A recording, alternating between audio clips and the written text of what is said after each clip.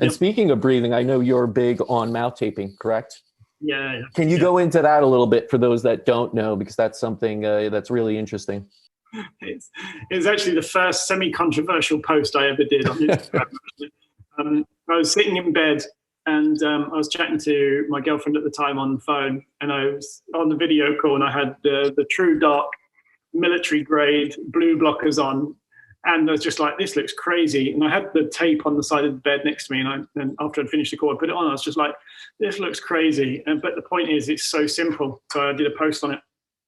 I mean, I think the very basic of it, and I like to read as much as I can, distill it into very basic, easy, digestible explanations, because everyone's an expert. I don't like being an expert. I like being a curator. But basic is, we were born breathing through our nose. We're breastfed and we breathe through our nose. We should only use our mouth for eating or for kissing, not for breathing. You know, only in extreme circumstances should we use our mouth for breathing. The problem is, it doesn't filter with bacteria that we have in our nose. You don't produce nitric oxide in the same way that you would do through your nose, which has a whole host of benefits. You just have to Google nitric oxide and health benefits to see the massive, great list of health benefits for it. And yet, when we talk, obviously, we breathe through our mouth. You can hear when someone's throaty opposed to very nosy in their talk.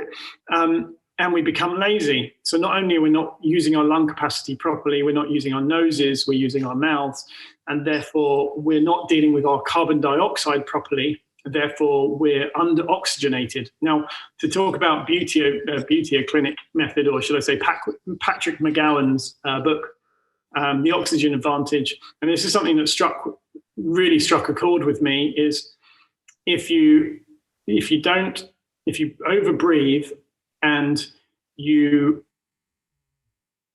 can't deal with we need carbon dioxide to get oxygen into the cell, basically.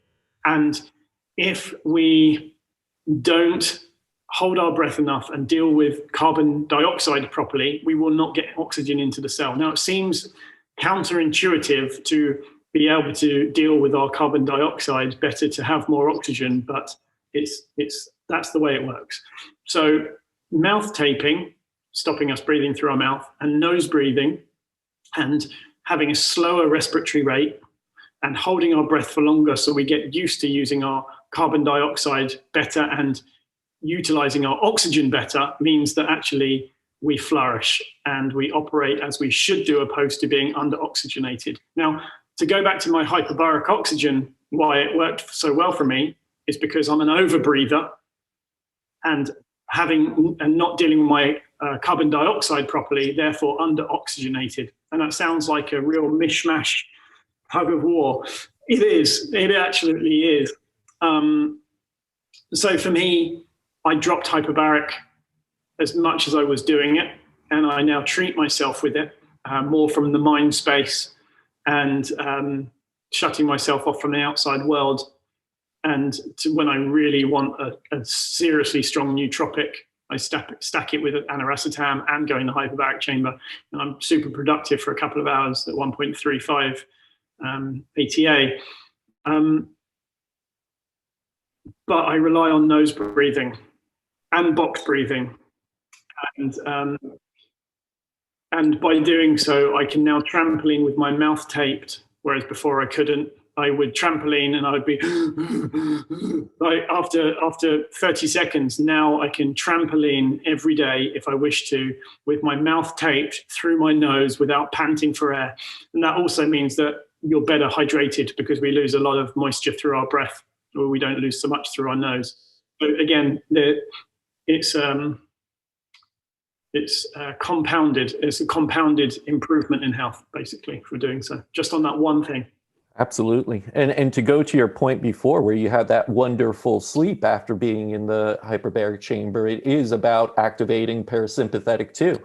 Like you said, having that higher CO2 level at time will actually activate the parasympathetic system too. So you're balancing your ANS, you're getting better sleep. There's this cascade of things that happen